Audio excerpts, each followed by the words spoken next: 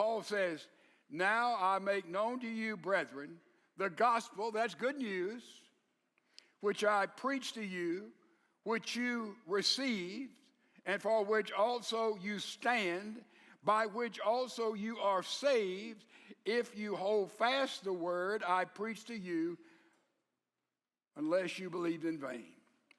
For I delivered to you as of first importance. What's the most important thing? Here it is. This is first importance. He said, I gave you this truth. Christ died on the cross for your sin. He was buried. He rose again on the third day. He said, by this truth you receive this truth. You receive Christ. By this truth you stand, and by this truth you know your eternal destiny. It's all wrapped up here in the gospel. Right in the beginning, the whole theme of 1 Corinthians 15 is Christ is risen. And then Paul follows up so logically. He's a great apologist. He follows up and people ask, well, how do you know?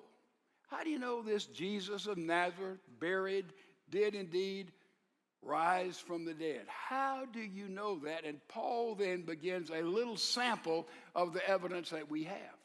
That's the following verses. He talks about those who gave witness, who had firsthand experience. They knew he was crucified, that he died, and they saw then he was alive. And he goes on to say once over 500 people were present who affirmed the truth that he was dead and now he indeed lives again.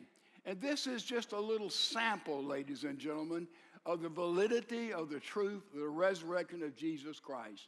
You look, there is empirical evidence, there is biblical evidence, there is extra-biblical evidence, there is circumstantial evidence, there's a testimony of family and friends and the testimony of enemies that verify this truth. So I'll tell you something.